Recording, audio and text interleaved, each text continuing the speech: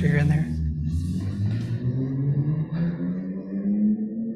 There's nobody in there. I'm just going to do Kata for like an hour. That's cool. Very good. There'll It's be no okay. interview. It's okay. Okay. So it's March 5th. This is the Asato Dojo.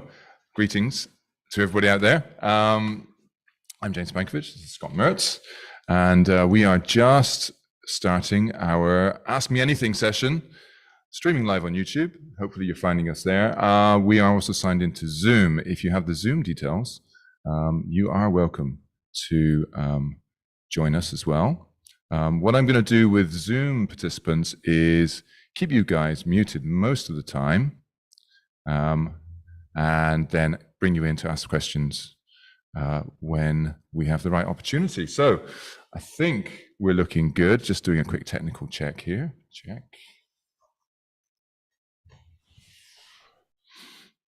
And there he is. We have Mr. Tuari Dawson all the way from New Zealand. Welcome, sir. Great to see you. Great to see you. Just checking on our YouTube status. Yes, we are live. Good stuff. So, as I say, greetings from Asato Dojo. We're both in Dogis here, not just because we want to show off what amazing karateka we are, but because we have a follow-on seminar straight after this event too. So every month we're doing these Ask Me Anything sessions from the Asato Dojo, and also then followed by a seminar. So it's really simple. One Sunday a month, the last Sunday of every month. Usually this week we postponed from the last Sunday of previous month, so sorry for the complication. However, usually last Sunday of the month, we're going to run an AMA session and a seminar from the Asato Dojo. So it's actually been quite a busy day because we were over at the Karate Kaikan, which is the karate center in Okinawa. Earlier today, there was a multi-style karate demonstration event, ran for 2 hours, both karate and kobudo actually. And these events they're kind of fun to watch. You get to see a whole range of different people, all ages, from the kids up to the adults, doing both kobudo and karate kata. But it's also just a great way to catch up with everybody. You know, you're walking around shaking hands, hi there, hi there, hi there, all these people that you haven't seen. And you know, we're kind of out of the COVID situation here in Okinawa now, just edging out of the end of it, I think.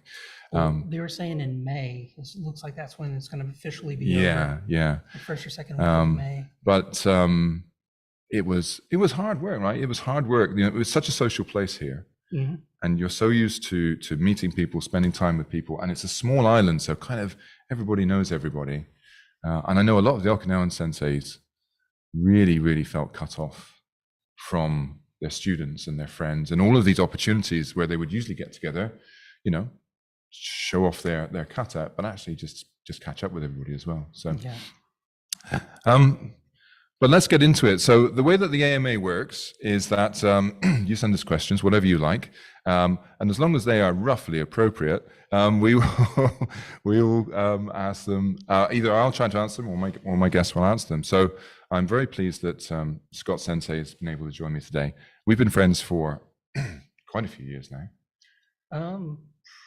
Probably about 10 years. 10 years. Yeah. And I want to say that Scot Sensei has been one of the people very instrumental in helping me really improve my knowledge and understanding about Ryukyu martial arts in general.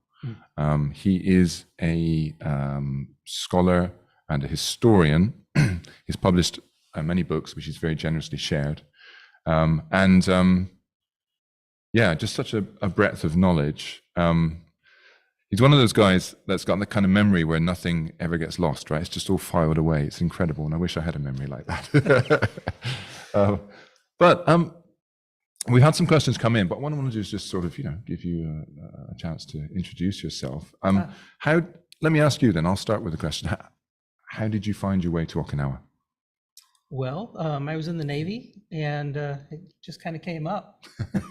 But no, I mean, you know, I'm from Hawaii, so I was always trying to get over this way because most of the people I knew growing up were, you know, from here. Yeah. So it's funny because it's like Okinawa doesn't feel like Japan to me. It feels more like Hawaii. Right. So it feels more like home. Yes, that's nice.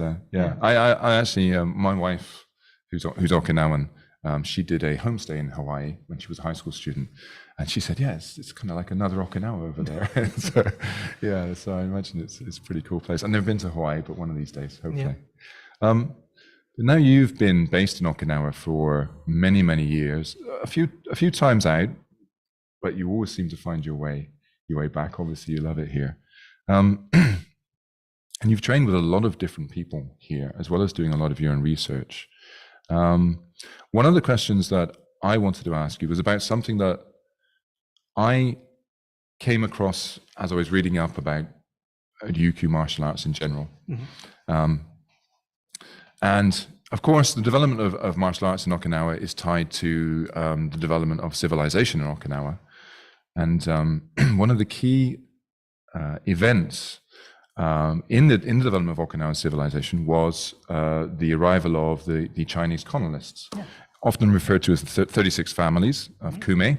1392 by was it King Sato? Yeah, and they were whether it was exactly 36 families or not doesn't really matter. It was essentially a trading outpost that was established in Okinawa in order for the Chinese Empire at the time to establish some control over the trade that was going on through this island.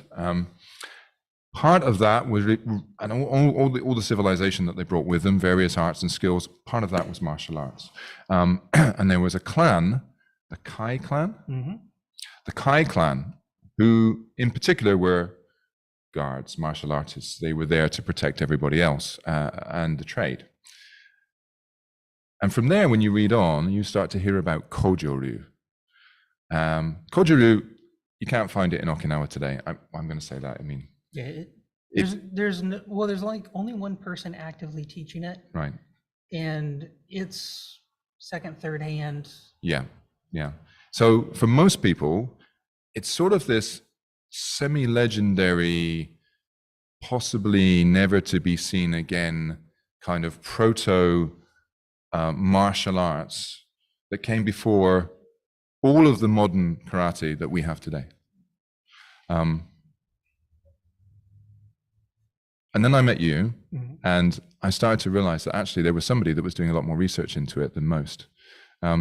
So the question that I'm getting to is, how do you've done a lot to reconstruct this dead style. Right. How do you reconstruct a dead style? Well, the biggest thing is finding people who still were associated with the dojo before it closed, because the dojo closed in like 1976. Right. And it hasn't been on Okinawa since then. So it's just finding people who were still practicing or practicing what they remember of it. And then what I really did was a lot of like cross comparison and analysis and trying to take, because we ended up using videos from several individuals and then doing a comparison movement by movement. And essentially if two people were doing the same thing, we would consider that a fact. If all three of them were doing something different, we would go with the one that seemed to be the most consistent throughout. Right. And we recreated all 6 of the family kata that way. So those have been added into the Ruho-ryu system that I'm working on. And we're literally just calling them the Ruho versions of the Kojo katas, because what we're doing is really a reconstruction, because there's no way to 100% say this is fact, because all the people who are alive who are still practicing are all doing variants of it themselves. Right. So if you put all these people in a room and had them do the same thing, none of them are doing exactly the same thing. Right. And that's the challenge. That's the challenge with many styles today. If we're honest, is that there are many styles where there is a less than 100% perfect transmission of historically what there was, right? And this is one of our challenges as traditional martial artists. We all face this challenge, is that there's never a 100% clear transmission of anything down from generation to generation, even from father to son, even when they've trained together their whole lives. somehow still variations come in and things change, right? Yeah. And the explanation of why isn't necessarily very, very clear all the time, or even provided. So, Kojo-ryu, why does it matter? Maybe if it died and was lost, we wouldn't be any worse off. What do you think? Well, it's an interesting setup for it, because it was really before the styles broke into styles per se. So at the time, it was more like, D. So it didn't fall under Shuriti. It didn't fall under Nahati. It was kind of a little bit of all of it. So if you start going back and historically looking at who was training with the Kojo family, you'll see that there was, people who ended up becoming Shorin-ryu there. There's people who ended up being Goju-ryu there. There's people, even the Weichi family was training with them in China. So it's really more like a original source system for the Okinawan, martial art idea. So historically, it was really important to try to figure out what they were doing and try to recreate it to some extent, because it was like, it's something that is not really style specific, but it's something that has a lot of application that has either not been handed down correctly or has been altered in some way to become something else. Right. So are we then able to add more to the arts that we've received in the more modern period by understanding more about That's what the I believe. predecessor? Yeah. Yeah. I believe that if you start looking at the older styles, you'll start to see different ideas in the modern application of it. For example, like some of the footwork in some of the older kata are more indicative of Chinese styles, where you might have footwork in the modern stuff where it's very straight line. Yeah. It's kind of like two trains, constantly going in. Yeah. So reanalyzing the older style footwork, for example, will give you new ideas that you can use when you're trying to incorporate, different various materials. Right. Yeah. In terms of the, it's interesting also, I think, to understand the historical context. I mean, people living in the 16th century, 17th century, and over here, we're living, I think, significantly different lives, obviously, from those of the 20th century. Is there anything that sticks out in your mind when you're sort of reading up on the history, which is particularly sort of a sort of historical peculiarity or something particular to that period? That's all. Well, it's interesting because the original guy who brought this style back, brought it back as in quotes here, his name was Kojo Choko.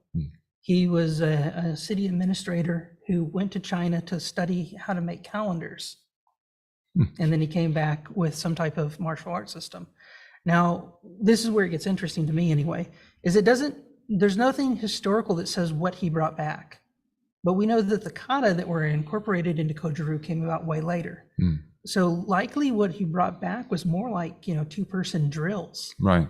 And it kind of evolved. And then if you start looking from generation to generation, they started adding more and more material. Right. So the idea is that even though it might have a historical root, what ended up being practiced at the end was not necessarily what it was in the beginning. Right. Because it kept evolving the entire time. Right. And while there is benefits to having other material and older material, it's also good that it does evolve. Yeah. So you're not just stuck in the vacuum. It's like using the Spinal Tap analogy, where they had the bassist talking about the preserved moose, and that he didn't want to be the preserved moose on the stage. Right. And it's the same thing, right? It's like you want it to grow and become something, and not just be the preserved moose. Gotcha. That's really interesting insight. Yeah. Okay, so we don't want to spend the whole session on Kojo-ryu, but I thought that's one of the things that we've talked about over the years, which has been particularly fascinating to me, and the way that you've approached it to try and reconstruct an understanding, not just of, you touched on earlier, not just running a comparative analysis between what remains in terms of the performance of kata to try and drill down to the commonalities, but also the historical context around that as well. But there's a lot more to talk about. What I want to do actually is just jump into a couple of questions that we've got online. Oh, yeah. In fact, Tuari is online, and I was wondering. I think I can bring him in here, and he can ask one of his questions. Let's see if he's ready for that. Are you ready for that, my friend? Yes. Here we go. Let's bring you in here. We're going to go view gallery. There you are, sir. You're live and online. Hey, how you doing? Sensei, nice to meet you. I will make my question brief. I just want to start by saying, long-time listener, first-time caller. I've always wanted to say that. A question, I guess, that because you have a you're a musician as well as a martial artist, and I'm really interested because I'm a musician myself, and I try to be a martial artist. What are the parallels you see between, I guess, music and the study of music, being a musician, and martial arts? What are some of the parallels that you draw, being an adept at both of those things? Thank you very much. Man, I wish you could come out here and actually train with me. When I'm usually doing like floor drills with people, I actually clap it out. So it's like, and a lot of times that's when the feet actually need to be hitting. So I'll actually do cadence drills and have people essentially moving so that like the feet and the hands are hitting at different beats. So you could have, let's say, like a half note, right? You could have your foot hit on one side of it and the hand hit on the other side of it. So you can actually change it up musically and base it on different cadences and different rhythms. So I do a lot with that. Brilliant. So Sensei, with where does music, do you use, so using cadence, do you use music as part of, obviously being a music lover and a musician, do you use music in your own personal training? And if you could name two of your top training songs in your personal training, what would they be? So some years ago, I was training with this guy named Anthony Marquez. He's a Goju guy over in California. And I went out there and we were training, and he had this kind of like salsa type music that really didn't have like words or anything. It was just the beat. And I started actually kind of using that for a lot of what I'm doing. So it's not like an artist per se, but it's more like bossa nova or salsa. And it's just so that you can get that constant beat on there.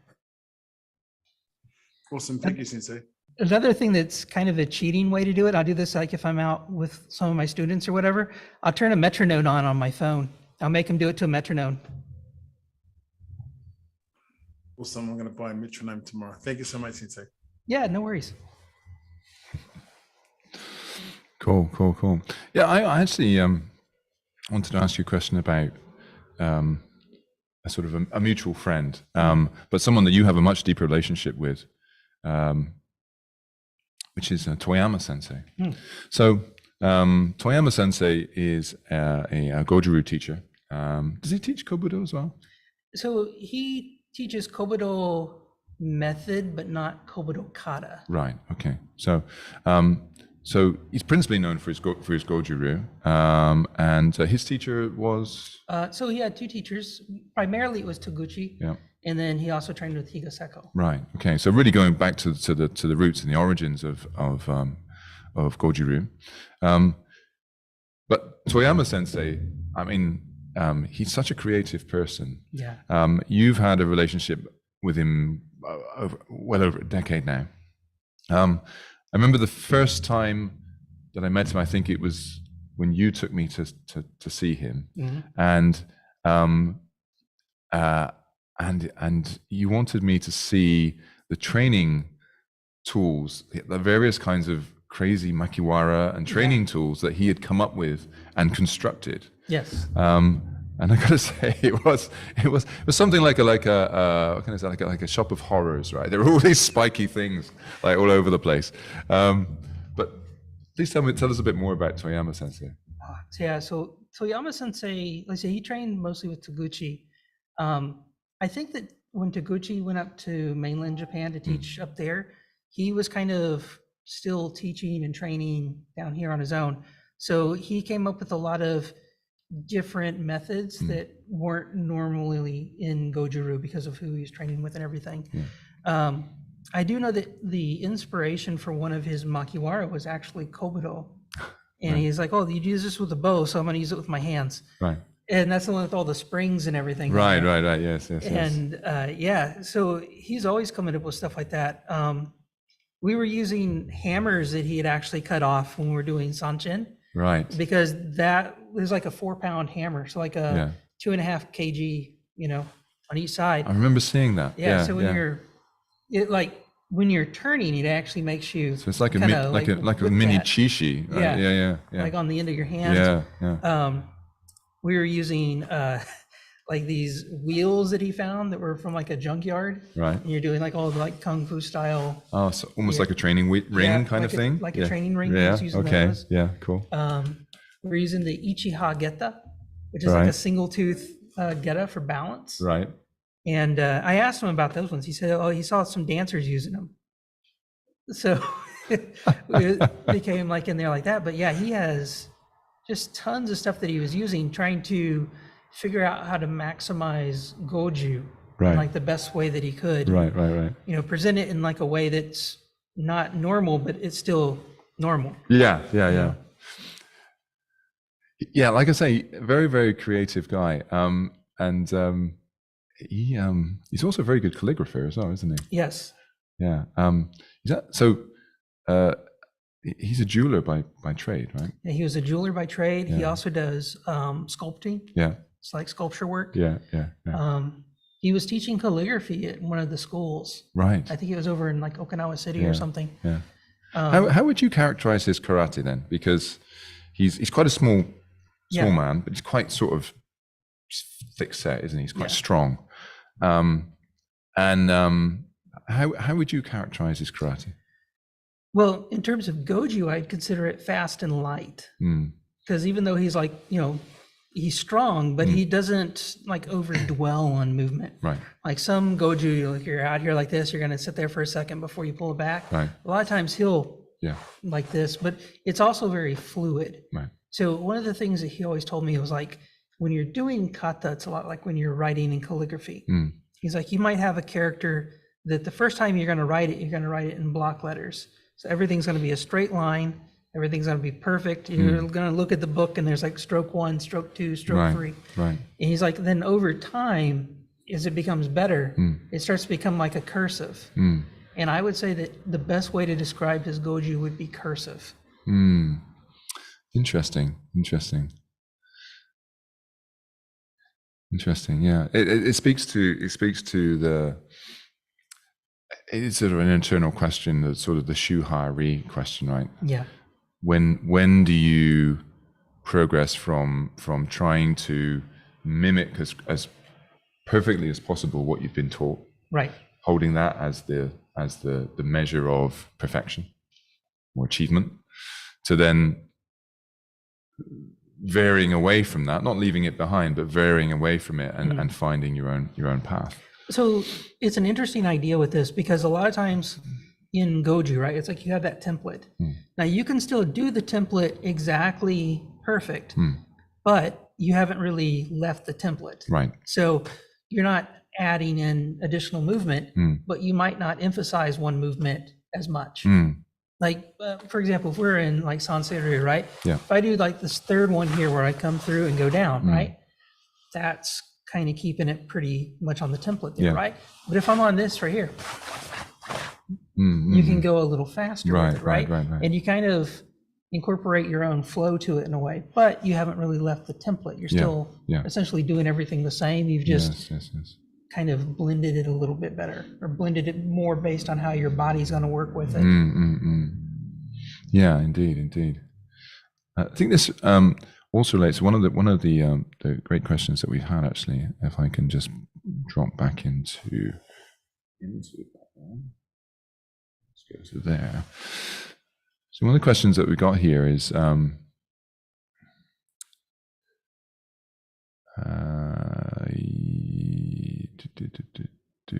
with regards to kata. So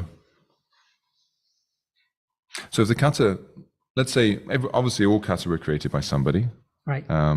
So possibly with a different set of objectives and different set of ideas about how to do that, but all a creation of somebody. So form of self-expression. People have asked me over the years, oh, you know, have you ever thought about creating your own kata? Mm-hmm. And I'll be honest, not yet, because I still feel like I'm trying to figure out a lot about the kata that I've learned from other people and other places. If anything, I'm trying to maybe not carry quite so many kata with me to try to understand a few of those better. Right. But I haven't got to the point yet where I'm creating my own kata. But I feel that could just happen quite naturally at some point.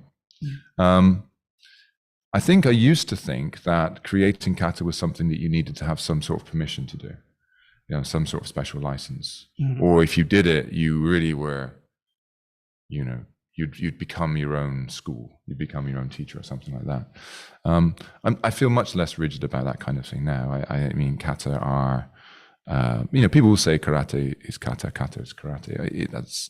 It's an easy thing to say, but it's not really very useful. I think kata are one of a set of tools that we have, and we have a lot of different tools that we need to utilize together. So saying that, kata is not sacred, right? But you should be very careful about changing or discarding something which has been passed down through time, and people before you have seen value in keeping, right? Right. Well, there is the framework. Right. So my view on all of it, right, is that karate, while people do study kata, isn't really about kata. I think karate is the study of movement, right, and how to move. So what the kata really is a template on how to move. So even like if you get like an old kata and like you have to recreate it or something, right?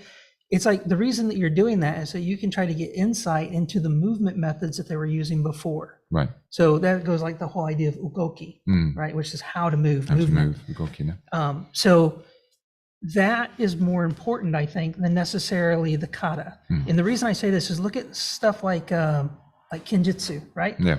They'll have kata that are very formal and rigid and everything, but it's literally only one or two cuts. Yeah. So it's like pull out and hit or whatever, right?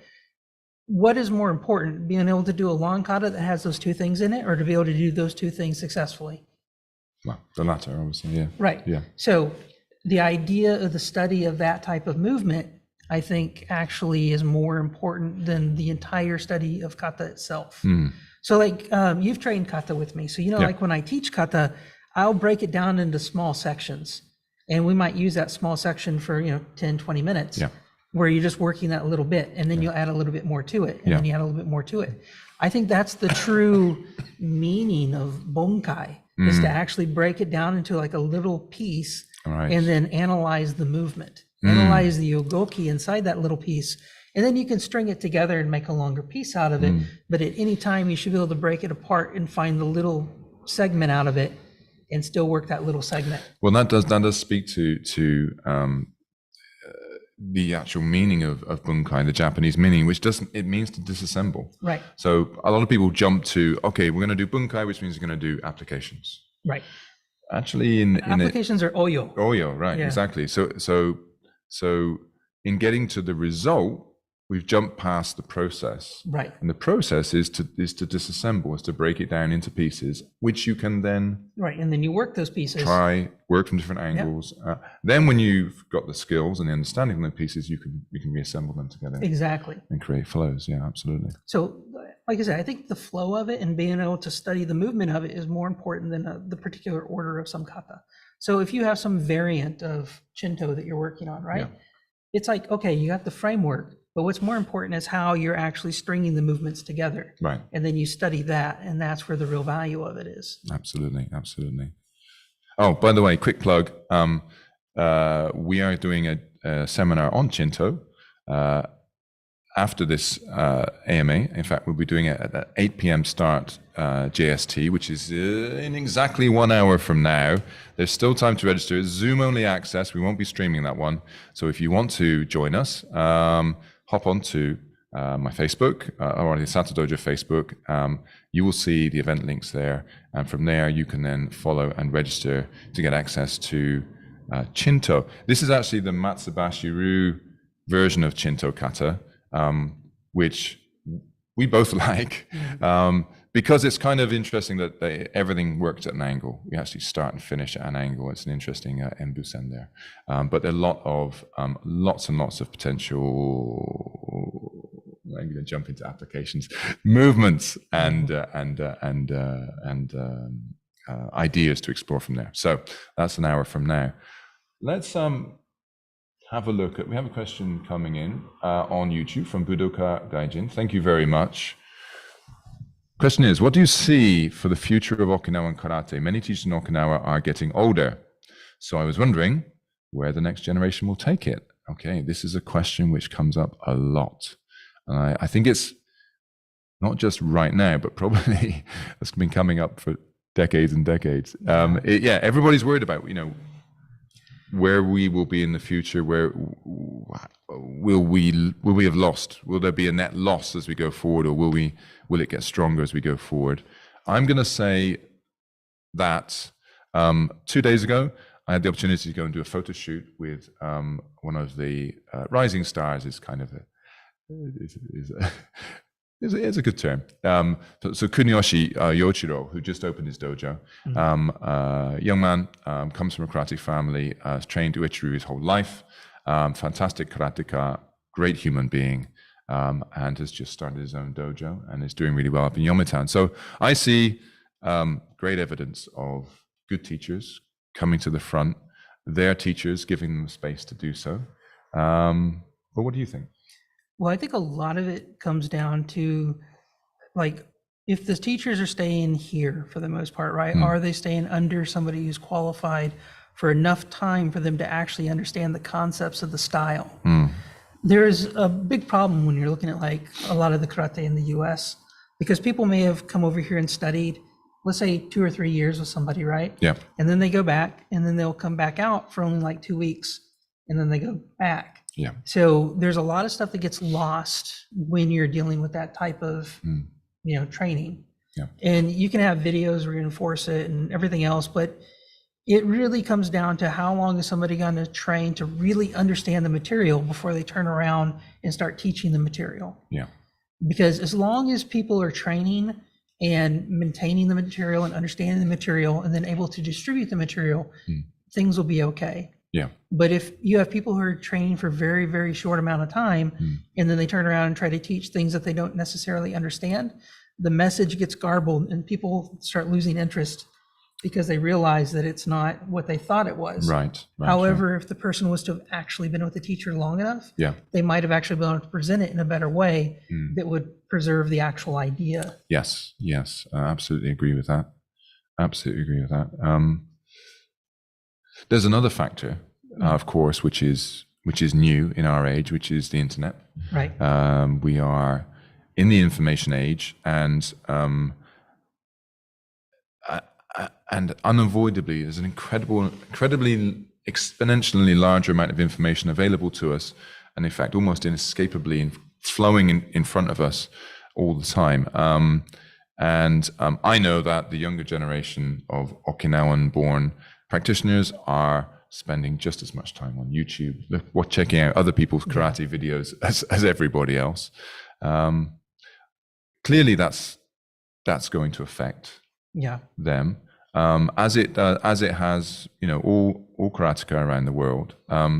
It's very hard, I think, these days to keep a very, very narrow focus. Even those who are actually inheriting. They've been born into a family where they're inheriting a family style, where in the past that would be a real narrow focus. Even then, still they're going to have a much wider focus and understanding and knowledge of martial arts in general, I think. Right. How do you think that will affect this understanding and transmission of tradition? So I've been teaching online since the COVID thing happened. I got 2 sets of classes. I got people who are here and I got people who are online. Now, what I found is that the people who are online, they can usually do stuff that looks correct. However, for actual testing and whatnot, I actually make people come out here. Right. So if somebody's going to do, like, let's say a Shodan test, they got to physically come to Okinawa to test. because there's more to it than just does it look okay.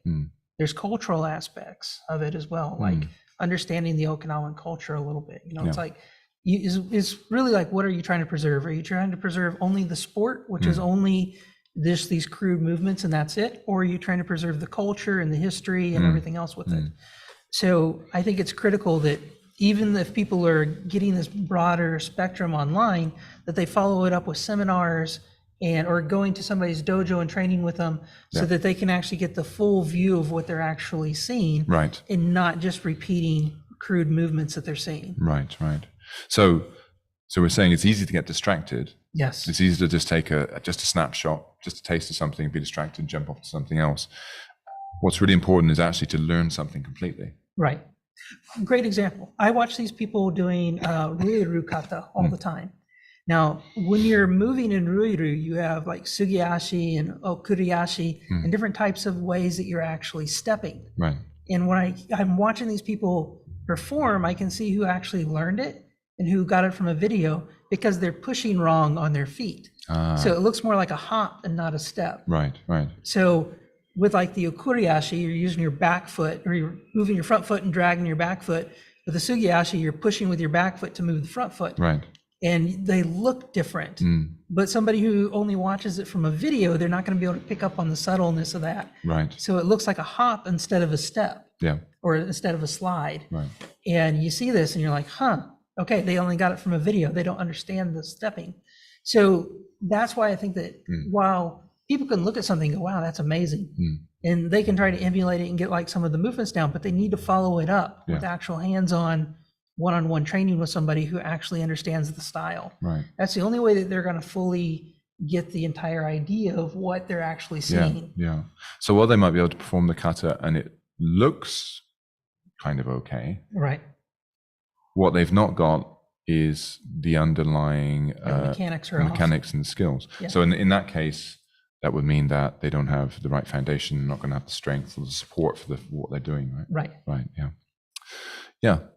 Absolutely agree. I mean, jumping back to that question, what do you see for the future of Okinawan karate? I actually think that the future will be challenging. However, it's always been challenging, so that's not new. But I think there are a lot of people, probably there are a lot more people practicing Okinawan karate today than have ever been in the past. I agree with so that. If we look at, what's the best thing that can happen for Okinawan karate in the future? We have a lot of people practicing, and it's like a big filter, right? The more you put in the filter, the more quality you'll get out of the bottom. It's really, if the people can stay on task with what they're learning and not get distracted with everything else that's going on, I think the future is going to be fine. Yeah. But if you get too many people who are distracted with too much other stuff, and if they start becoming the heads of these new organizations that are going to surely form, then it's going to start becoming more and more disjointed. Right. So it's going to have to go back to focusing on what the actual task at hand is. Yeah. And preserving that. Right. Yeah. It doesn't mean don't cross train. It just means watch what you're doing. Yeah. Well, that's always the challenge, isn't it? Yeah. I mean, it's always a practical challenge. We all have limited time and resource. How do we prioritize our focus and our study within the context of having to live our lives in order to try and maximize the benefits? Right. And sometimes you really have to choose to really drill into something and learn it properly, and not be distracted. Mm-hmm. Good. Okay, good questions come in. Thank you, Invisible Sensei. What led Mertz Sensei to create his own expression? In fact, this is also a question I have here. His own school, the style, and has he had to deal with any other people's opinions? Yes. I get opinions all the time. You audacious man. You actually you're in Okinawa and you've created your own school of karate. How dare you? I know. I just want to say I sometimes get asked the question, you've opened a dojo in Okinawa, is that okay? Have you had any problems? Why did you do that? And I will say first, the why is I wanted a place to train where I could train the things that I wanted to train. It's really simple. It's not complicated at all. Yeah. the other bit, is it a challenge to do? Is it a challenge? Do people challenge you about it? The answer is no, not really. But then now that I've said that, I'll probably get somebody come through the door tonight. Yeah. But So Ryuhoryu. yeah. So Ryuhoryu is kind of, how can I say this the best way? It's really what I enjoy practicing. So there's material from here, material from there that I've learned that I enjoy. So initially I just taught Kojo-ryu. Right. And I started getting extra kata. So let's say you'd have somebody who's doing saifa, but you'd be like, hey, if you do this kata like niseishi, it's going to help your saifa. So it started off as just being a collection of extra kata that I would kind of cherry pick whenever somebody was, I would watch how they're moving. I'm like, well, maybe if you do this kata, it would help you. Right. So it started as that, and then it kind of evolved into being more. So it was like, at first I was just calling it kind of like a curriculum and not really a style. Right. So it was more like, this is the Goju curriculum and this is my extra curriculum, which at first I was actually using a term, Saishuru, for it, which just kind of means like combination, or, it's not really anything too serious. But I found out there was a jujitsu group that was actually using the same name. Okay. So then I kind of went back to the drawing board, and that's where Ryuhoryu came up. Right. So Ryuhoryu literally means like the dragon phoenix style. Yeah. But Ryuho is like the dragon and the phoenix are like opposites. So it really is a play on words for Goju-ryu. But it's just an extra I see. play on that. And then, so it was it was a long process. So, because when I first started, I'm like, all right, there's enough of this now that we should actually maybe look at doing like more than a curriculum with it. Yeah. It took about 9 years to really sit back and go through material and really kind of hash it all out so that it was like a cohesive thought. Yeah. Yeah. Because you can throw in onesie twosie katas and it might not really hurt anything, but other kata, if you throw them in, it might go against how a person's moving for a particular style. Right.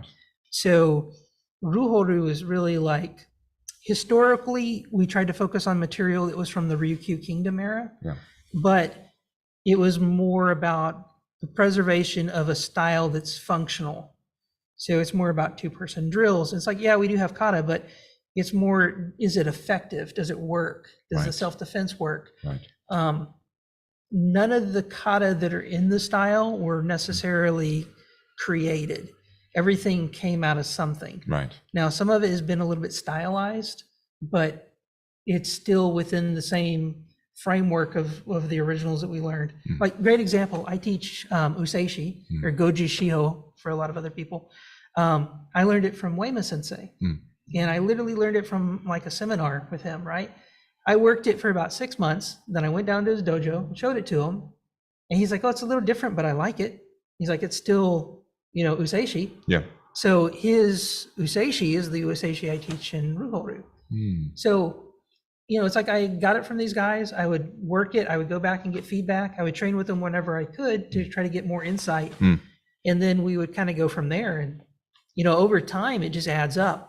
So we ended up with 18 empty hand kata and 18 bukijutsu kata, which is weaponry. Right. Yeah. But that being said, I don't profess to teach any of the styles where the material came out of. So the interpretation that I'm teaching for Ryuhoryu is really the Ryuhoryu interpretation of it. So it's how I understand movement and how I understand combat, and it's kind of my take on it. But I'm always training with other people. So if I get insight that something might work better, I'm all about it. Let's modify it a little bit and make it work better. Right. Because it should be about, is it an effective form of self-defense? That's the first question. Right.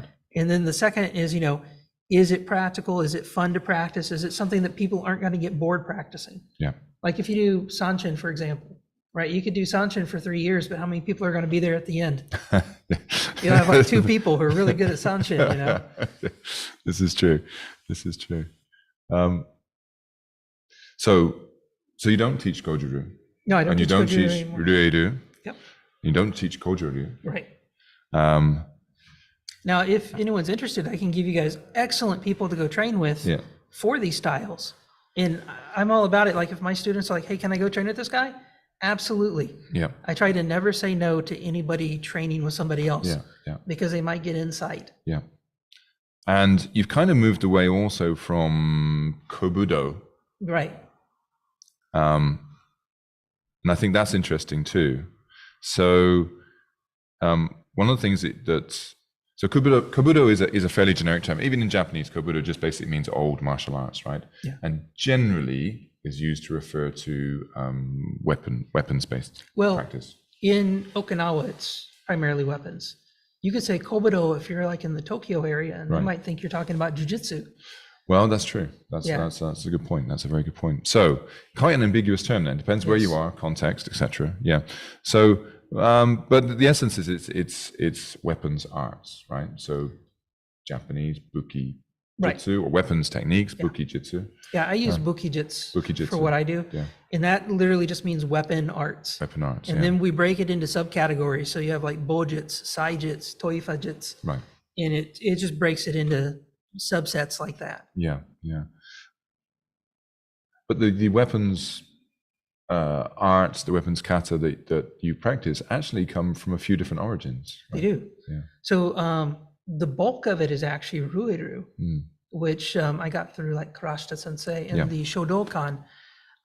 So not traditional ruiru. No. But I do talk with Sakamoto sensei some, and we go back and forth on it quite a bit. Yeah, because this is something that I mean, people that train that are members of Sakamoto sensei's organization may well have also trained Kobudo with him. I know his students here regularly train Kobudo with him, but a lot of people that know him and his students only know them for their very high level competition karate, and that's.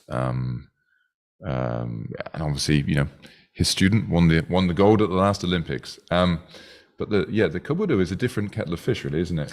Yeah. So a lot of it is kind of like regional. So like a lot of the stuff that they do actually originated in China, where other styles like Ryukyu Kobudo is more localized. Yeah. So it's just kind of where it's coming from. Now, the stuff that I do, a lot of it does come from Dojo, through the Shodokan, through those guys. But then also I do the kata that came from the Kojo-ryu stuff that we researched, which is the 2 Jo kata and a Sai kata. And then I also do some Chinese weaponry. Because like I do the Jian, which is like a long sword. Right. And what are those things that are used for smashing shields? Oh, Gekiguan, that's from Dojo. So yeah, these things are awesome. They're like, imagine a nunchaku handle with a string and then a big metal weight on the end of the string.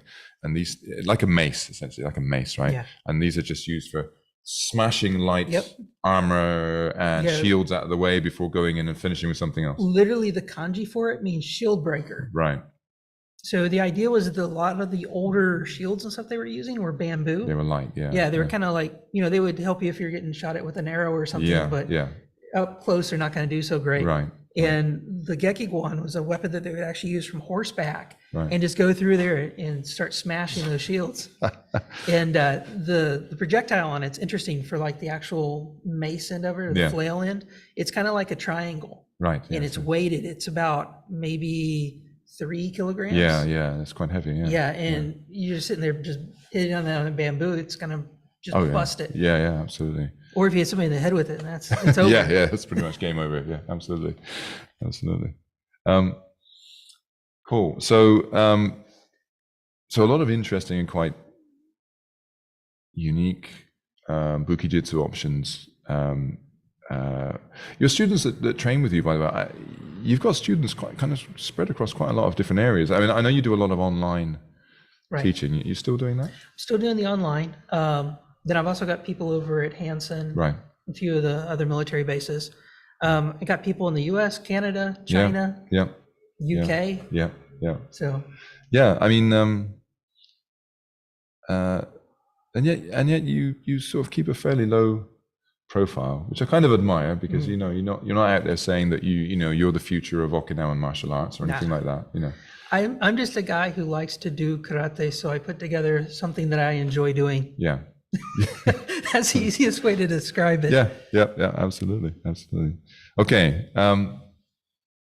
I'm going to throw it. Let me just pull up here. I want to pull up a couple of questions we had come in.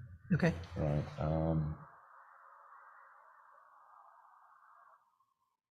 Okay. Yeah.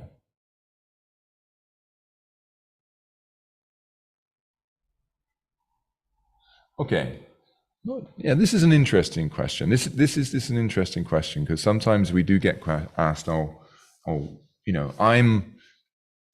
tall. What kind of karate suits me? Mm-hmm. I'm a different shape. I'm shorter and I'm bigger.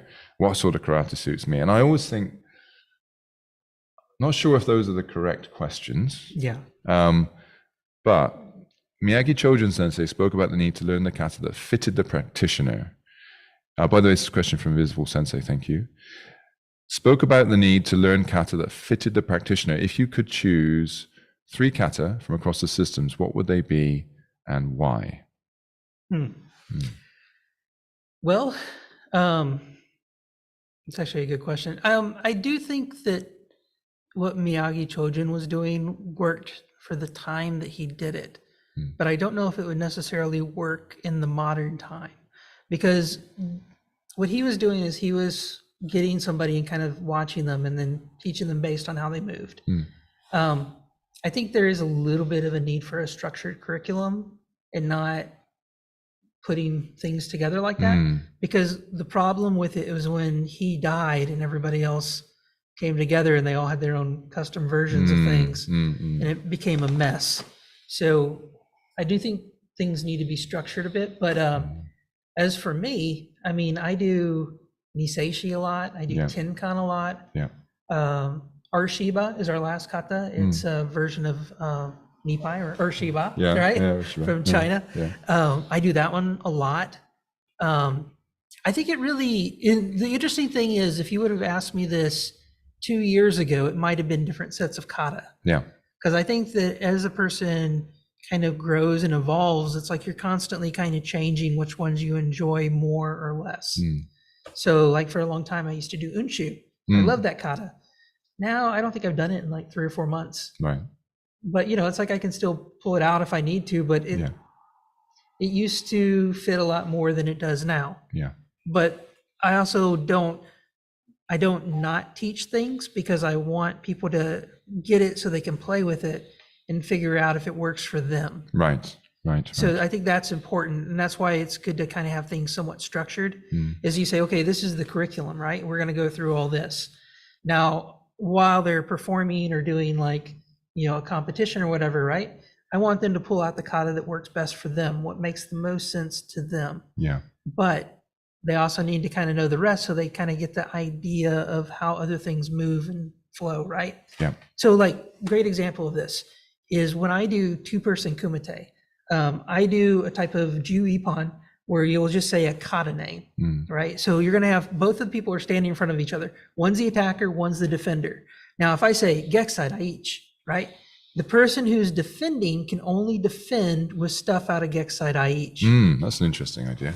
So they have to think about it on the fly. Right. And if they, let's say they do something that's out of, Niseishi, well, no, you got to do some push-ups now. You messed it up. Okay. So that type of thing makes it so that the person is going to constantly be changing between katas. So they're forced to use it in a combat type situation. And that's very interesting. And really working their mental agility as much as the physical agility as well. Right? Yeah, absolutely. Very interesting. So that's why I think that while people have katas that they prefer, it's not necessarily you should only train for one thing like that. It's like, yes, for competitions or whatever, train it all you want. But you need to be able to think on your feet, because you might be in a situation where you're having to defend yourself in a way that isn't in the scenario for the katas that you enjoy. Right. Yes, absolutely. Interesting. Okay. It calls to mind Ian Abernethy's.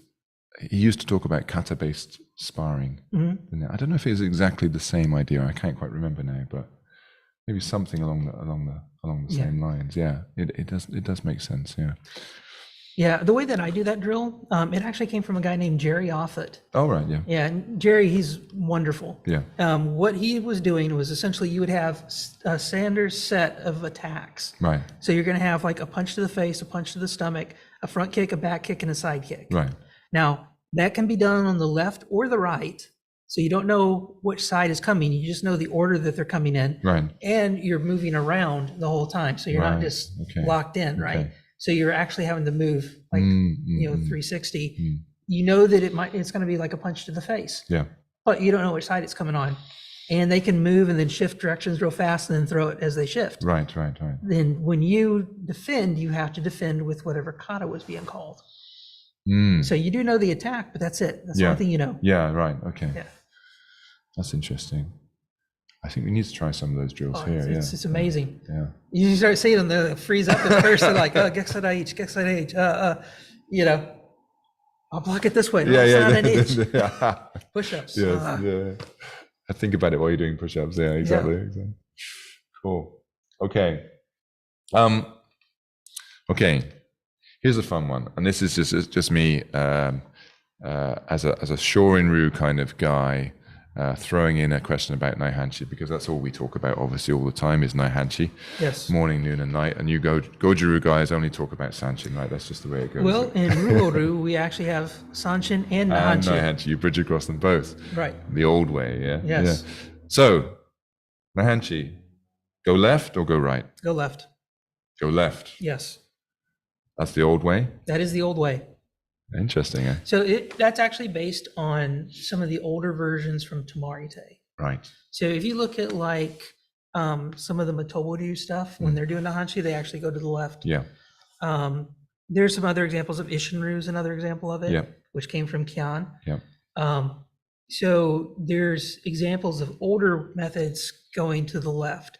Now, from a Naha standpoint, you would go to the left because in all kata you have to move the right foot first. Right. And that's actually a thing that deals with like an older mannerism type thing. So like if you were going to enter somebody's house, right? Yeah. When you step over the threshold, you have to step over it with your right foot because that's proper, it's polite. Right. So it deals kind of with that. So if your feet are here, if you step over with your right foot and then you slide your left foot out, the right foot still moved first, Right. which follows the old mannerisms. Let's see. Okay. Yes. You're absolutely right about, and I think about it, all of the older versions of Naihanchi that I've seen go left. It seems like when Itotsu sensei got it and started implementing it into the school system, that's where they did the shift to the right. Yes, yes. Because it seems like very particularly his lineages or people who were derived from him, moved to the right first. Yes, absolutely. There you go. Naihanchi practitioners, techie practitioners, something to think about. I know that Wado-ryu goes left because Otsuka sensei learned the Motobu version, I believe, of Naihanchi. Yeah, absolutely. So, yes. Okay, good. All right. Well, our time is almost up. We are 2 minutes out. Okay, let's see. We've had a nice greetings there from Gregorz Ruchnidwich from Poland saying, thank you, it's such an interesting discussion. Myself being Shorin-ryu Kyudokan student, I met Uechi-ryu people and started studying that style as well. Today, I enjoy both styles. Greetings from Poland. That's really nice. Thank you very much. Yeah, absolutely. It's kind of what I did. I was Goju. I started studying with other people and it's like, wow, this stuff's pretty cool. Yeah, exactly. So you start trying to figure out what works best for you. Exactly. It starts to make you think that maybe sticking, maybe the Ryuha aren't necessarily the end of all. No. The be all and end all everything, right? I do think that if you go back to like the Kojo question at the beginning, I do think that a lot of it came out of that. Yeah. But then it split and became other things. Yeah. So the whole purpose of recreating that was really to try to get back to the roots, to figure out what is that neutral karate that works for everything. Absolutely. I also think, still young and early in my study of Okinawan martial arts, but I do see many, many, many more similarities and consistencies between the different Ryuha we have today than differences. Yeah, me too. From the outside, if you're only looking at the cosmetic, they might look significantly different, but really when you get down to the dynamics, and you get down to the movement, when you get down to, the solutions to the problems, they're very, very similar. Yeah. And that actually is a really interesting thing, because we know that Okinawa being where it is, had many different inputs over the ages, and yet there is this kind of core consistency about what's the best way to do this, right? What works, what doesn't work. It gets drilled again and again, it gets tested, and the same answers, I think, come out. Well, that's why I say that karate should be more about the study of movement and not necessarily about the study of particular kata. Yeah. Because the movement is really where it's at. Absolutely. Okay, and that is a very good note to wrap up on. We are exactly on the button, 7:30. I want to thank you very much, Scott. It's been a pleasure, and I hope that everybody's enjoyed it. We got some great comments. Thank you very much. I appreciate you guys commenting. It's always good to go back and look at it afterwards. Yeah. Well, what we will do is, other people will be watching this stream after the fact. We're going to finish here right now for the live stream. But by all means, please keep adding your comments and questions. Scott and myself will follow up and answer those as best as we can. And also, if you are interested in pursuing any lines of study from what we've talked about today, we kicked off talking about Kojo-ryu, for example, and then covered a whole range of other areas, then by all means get in touch and ask. Scott Sensei has said himself during the podcast, and I know for a fact that both of us are very, very happy to assist people in their studies and their progress, help you to make those connections, discover people to go and train with, and people to go and learn from. So that's something that we will continue to do. Hope you enjoyed it. We're going to sign out there, and keep training. Look after yourselves. Stay well. We will be back at the end of this month. For the next AMA. Thank you, my friend. Okay, cheers, guys. Going to sign out for now. Bye bye.